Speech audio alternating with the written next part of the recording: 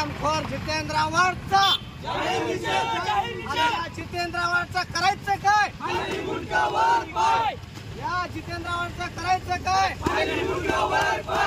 हिंदू देवदूतांचे समारंभामध्ये